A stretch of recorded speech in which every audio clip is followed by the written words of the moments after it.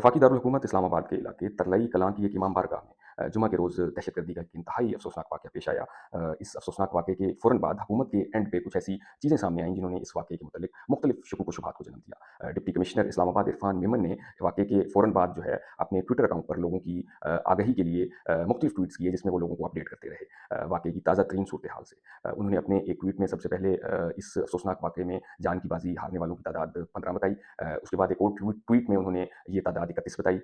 उसके बाद एक और आखिरी ट्वीट में उन्होंने अब तक मतलब उस वक़्त तक की ताज़ा तरीन जो सूरत हाल है उसके मुतल्लिक अपडेट करते हुए बताया कि अब तक इस अफ़सोसनाक वाक़े में जान की बाजी हारने वाले अफ़राद की तादाद 69 हो चुकी है, यानी 69 हो चुकी है। लेकिन उसके बाद न जाने क्या हुआ कि डिप्टी कमिश्नर इस्लामाबाद को अपने उस ट्विटर अकाउंट से इन जाँ बहक होने वाले अफ़राद की तादाद से मुतल्लिक जो उनके ट्वीट थे उन सबको डिलीट करना पड़ा। जिसके बाद सोशल मीडिया सार्फ़िन के अंदर एक अजीब बेचैनी नज़र आई कि आया डिप्टी कमिश्नर इस्लामाबाद को ऐसी कौन-सी मजबूरी थी या हुकूमत की तरफ से ऐसा क्या ऑर्डर था जिसकी वजह से उनको अपने ये ट्वीट डिलीट करने पड़े। डिप्टी कमिश्नर साहब को भी चाहिए था कि अगर हुकूमत की तरफ से ऐसी कोई गाइडलाइन या पॉलिसी है तो उनको इस तरह हालातों के मुतालिक ट्वीट करने ही नहीं चाहिए थे। लेकिन अगर उन्होंने ऐसे ट्वीट कर दिए थे उसके बाद उनको डिलीट करना इसको मज़ीद मशकूक बनाता है। इसके अलावा जो है वो एक 2 सहाफ़ियों ने जो मुख्तलिफ निजी न्यूज़ चैनल से वाबस्ता हैं उन्होंने भी ये बताया मुख्तलिफ सोशल मीडिया प्लेटफ़ॉर्म्स पे कि हुकूमती हलकों की जानिब से उनकी जो टीवी चैनल की मैनेजमेंट है उनको मुख्तलिफ कॉल्स की गई हैं जिसमें ये दबाव डाला जा रहा है कि इस वाक़े को इस्लामाबाद से ना जोड़ा जाए। क्योंकि बुनियादी तौर पे जो तरलाई कलां का इलाका है वो इस्लामाबाद कैपिटल टेरिटरी में आता है, इस्लामाबाद की हदूद में आता है।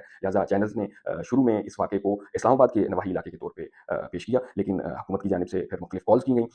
जिसके बाद हमने देखा कि जो जितने भी न्यूज़ चैनल्स हैं, तकरीबन सभी न्यूज़ चैनल्स ने इस वाक़े के मुतल्लिक जो भी न्यूज़ चलानी होती थी, उसमें इस्लामाबाद का कोई ज़िक्र नहीं था, बल्कि ये कहा जाता था कि रावलपिंडी के मज़ाफ़ाती इलाके यूँ कह के नाम लिया जाता था और इस वाक़े की तफ़सीलात बताई जाती थी। जिसकी वजह से भी जो लोग हैं, उनके अंदर शक व शुबहात पाए गए कि आया हुकूमत इस वाक़े के हक़ाइक़ से मुतल्लिक कुछ छुपाना चाह रही है या कोई और मामला है।